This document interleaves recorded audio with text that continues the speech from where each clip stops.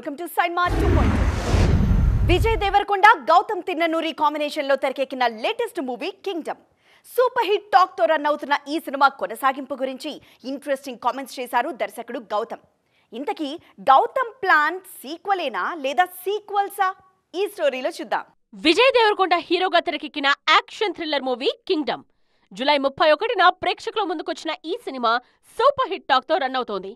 Already 67 కోట్ల mark ను cross చేసి 100 కోట్ల దిశగా దూసుకువెళుతోంది. ఈ నేపథ్యంలో కింగ్డమ్ వరల్డ్ కు సంబంధించి ఇంట్రెస్టింగ్ విషయాలు రివీల్ చేశారు మేకర్స్. కింగ్డమ్ కు సీక్వెల్ ఉంటుందన్న విషయం గతంలోనే కన్ఫర్మ్ చేసింది యూనిట్. అందుకే పార్ట్ 1 క్లైమాక్స్ లో కొత్త విలన్ గా సేతు క్యారెక్టర్ ను పరిచయం చేసి సీక్వెల్ కు లీడ్ ఇచ్చింది. విజయ్ ప్రస్తుతం చేస్తున్న సినిమాలు పూర్తయిన వెంటనే ఉత్సాహంగా ఉల్లాసంగా చదువు సాగాలి, గొప్ప గొప్ప ఉద్యోగాలు సాధించాలి. Vignan deemed to be university.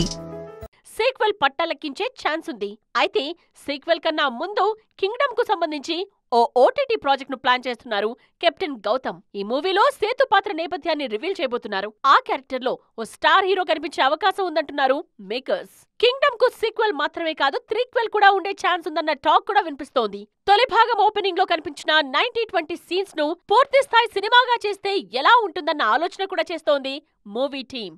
అయితే ఈ విషయంలో ఇంకా అఫీషియల్ క్లారిటీ రావాల్సి ఉంది.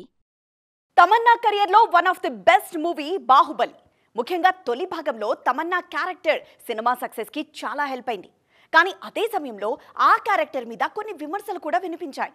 త్వరలో బాహుబలి రిలీజ్ కు రెడీ అవుతున్న సందర్భంగా అప్పట్లో వచ్చిన విమర్శలపై క్లారిటీ ఇచ్చారు మిల్కీ బ్యూటీ. బాహుబలి సినిమాలో శివుడు క్యారెక్టర్ కు జోడీగా అవంతిక పాత్రలో నటించారు తమన్నా. ఈ సినిమాలో ఓ వారియర్ గా పరిచయమైన తమన్నా క్యారెక్టర్ తరువాత గ్లామర్ టర్న్ తీసుకుంటోంది. ఈ చేంజ్ ఓవర్ మీదే అప్పట్లో చాలా విమర్శలు వినిపించాయి. ముఖ్యంగా ప్రభాస్ తో రొమాంటిక్ ఫైట్ సీన్ మీద కొంతమంది అభ్యంతరం వ్యక్తం చేశారు. ఇన్నేళ్ల తరువాత ఆ వివాదంపై స్పందించారు తమన్నా. అప్పట్లో ఆ ఫైట్ సీన్ అభ్యంతరకరంగా ఉందన్న విమర్శలొచ్చాయి.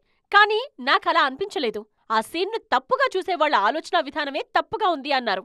ఇలాంటి కామెంట్స్ ను తాను అస్సలు పట్టించుకోనన్నారు తమన్నా. తనకు ఎంతో నచ్చిన అమ్మాయి ఎంత అందంగా ఉందో చూపించడానికి హీరో చేసే ప్రయత్నంగానే ఆ సీన్ ను చూడాలన్నారు తమన్నా. బాహుబలి పార్ట్ 1 రిలీజ్ అయి 10 ఏళ్లు దాటింది. ఈ సందర్భంగా ఈ విజువల్ వండర్ ను రిలీజ్ చేస్తున్నారు. రెగ్యులర్ రిలీజ్ లా కాకుండా 2 భాగాలను కలిపి ఒకే మూవీగా బాహుబలి ది ఎపిక్ పేరుతో ప్రేక్షకుల ముందుకు తీసుకొస్తున్నారు. రిలీజ్ కోసం కూడా భారీగా ప్రమోషన్స్ ప్లాన్ చేస్తున్నారు జక్కన్న. రాంఝానా రిలీజ్ వివాదం మరింత ముదురుతోంది. దర్శకుడి అభ్యంతరాన్ని పట్టించుకోకుండా ఏఐ మార్పులతో సినిమాను రిలీజ్ చేశారు మేకర్స్.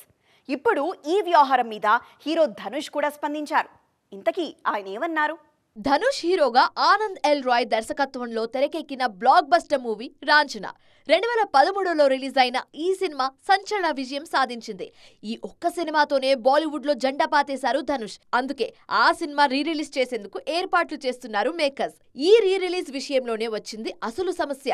రాంఝనా ఒరిజినల్ వర్షన్ లో సినిమా నెగటివ్ క్లైమాక్స్ తో ముగుస్తుంది. కానీ రిలీజ్ కోసం ఆ క్లైమాక్స్ ను మార్చేస్తున్నారు. మళ్లీ షూటింగ్ చేయకుండా కేవలం ఏఐ టెక్నాలజీ ద్వారా హీరో క్యారెక్టర్ క్లైమాక్స్ లో బతికే ఉన్నట్టుగా చూపించబోతున్నారు. ఈ మార్పులపై దర్శకుడు ఆనంద్ ఎల్ రాయ్ అభ్యంతరం వ్యక్తం చేశారు. క్లైమాక్స్ మార్చడం అంటే సినిమా సోల్ ను చంపేయటమే అన్నారు. ఇన్నాళ్లు రాంఝనా ఆడియన్స్ మనసులో నిలిచిపోవడానికి ఆ కథకు అలాంటి ముగింపు ఉండడం కూడా ఓ కారణమే అన్నారు. ఒకవేళ నిర్మాతలు కథ మార్చాలి అనుకుంటే దర్శకుడిగా తన పేరును తొలగించాలని డిమాండ్ చేశారు. రీసెంట్ టైమ్స్ లో పాటల విషయంలోనూ ఇలాంటి విమర్శలు వినిపిస్తున్నాయి. బాలసుబ్రహ్మణ్యం చనిపోయిన తర్వాత ఏఐ ద్వారా ఆయన గొంతుతో కీడాకోలా సినిమాలో పాట క్రియేట్ చేశారు. ఆ పాట విషయంలో ఎస్బి తనయుడు చరణ్ అభ్యంతరం వ్యక్తం చేశారు. మరి ముందు ఈ కొత్త టెక్నాలజీ ఇంకెన్ని వివాదాలకు కారణమవుతుందో చూడాలి. వెండితెర మీద ప్రియాంక చోప్రా చేయని ప్రయోగం అంటూ లేదు. కమర్షియల్ హీరోయిన్ గా కెరియర్ ప్రారంభించి లేడీ ఓరియంటెడ్ సినిమాలు చేయడంతో పాటు హాలీవుడ్ లోనూ స్టార్ ఇమేజ్ అందుకున్నారు పీసీ. అయితే ఇన్నేళ్ల కెరియర్లో ఒక సినిమాకు ఓకే చెప్పే విషయంలో ఆమె టెన్షన్ పడ్డారట. ఏంటా సినిమా?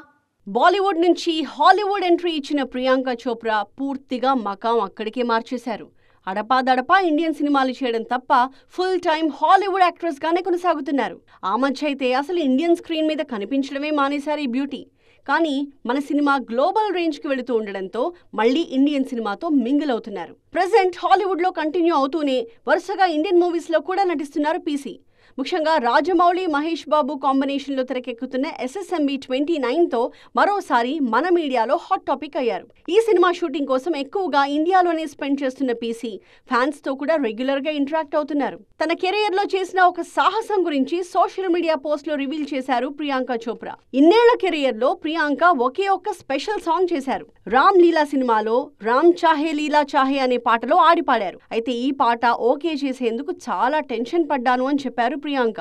ఒక దశలో అసలు చేయగలనా అన్న అనుమానం వచ్చిందని గుర్తు చేసుకున్నారు. ఫైనల్ గా దర్శకుడు సంజయ్ లీలా భన్సాలి ఇచ్చిన ధైర్యంతో సాంగ్ కి ఓకే చెప్పానని, రిలీజ్ తర్వాత ఆ పాటకొచ్చిన రెస్పాన్స్ చూసి తాను చాలా హ్యాపీగా ఫీల్ అయ్యానని చెప్పారు ప్రియాంక. ఈ మధ్య కాలంలో Janhvi Kapoor airport looks hot topic అయ్యాయి.